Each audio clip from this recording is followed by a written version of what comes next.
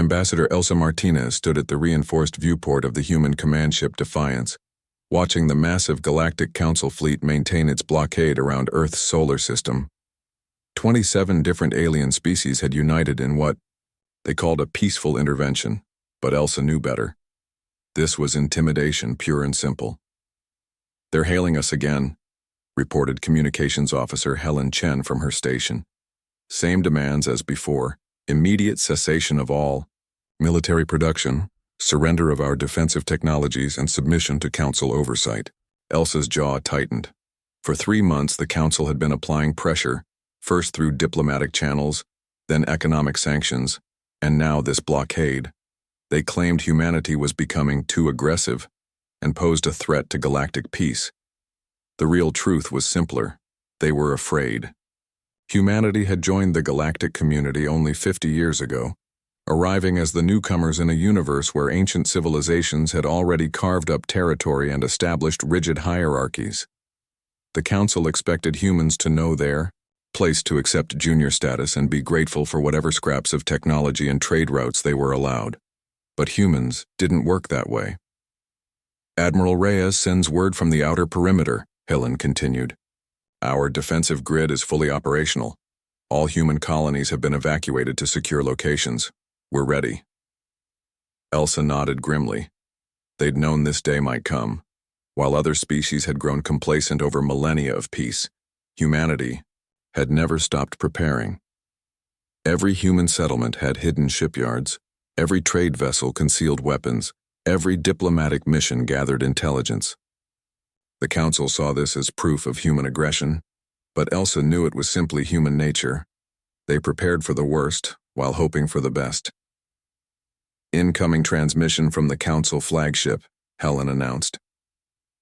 The holographic image of Councillor Vexthai materialized before them. The Altarian's crystalline features gleamed with condescending authority. Behind him stood representatives from the other major species, the insectoid hive queens, the ethereal Centauri, and the massive rock-like Gorlonians.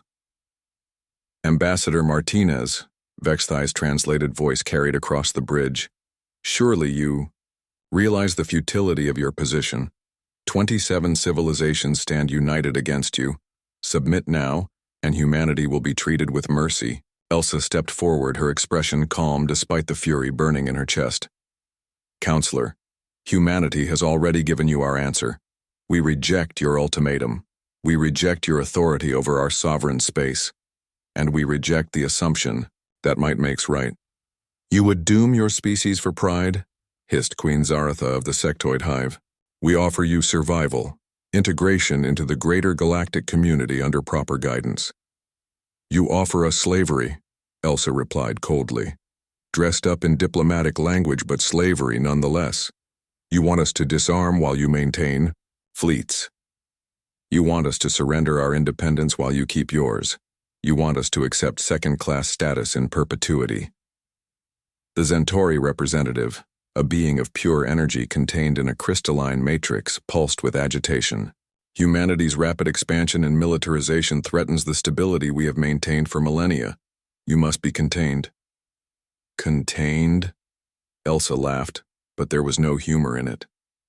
"We've colonized exactly 12 systems in 50 years. The Altarians control over 300. The Centauri collective spans half the galaxy, but somehow we're the threat." "Your species thinks differently," Vexthai admitted. "You adapt too quickly, innovate too rapidly. In 5 decades, you've reverse-engineered technologies it took us centuries to develop. You've created new forms of warfare, new strategies we don't understand. You are unpredictable. And that scares you," Elsa said quietly. The truth hung in the space between ships like a live wire. "For 10,000 years, you've all played by the same rules, fought the same way, thought the same thoughts. Then, humanity arrives and changes everything."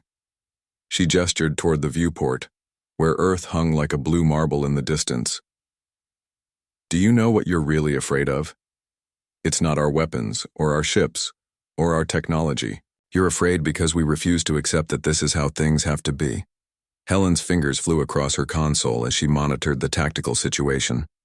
Elsa could see the young officer's tension, but also her determination. Like every human, Helen understood what they were fighting for. Not just survival, but the right to remain human. Last chance, Ambassador. Vexthai's voice carried a note of finality. Surrender or face annihilation.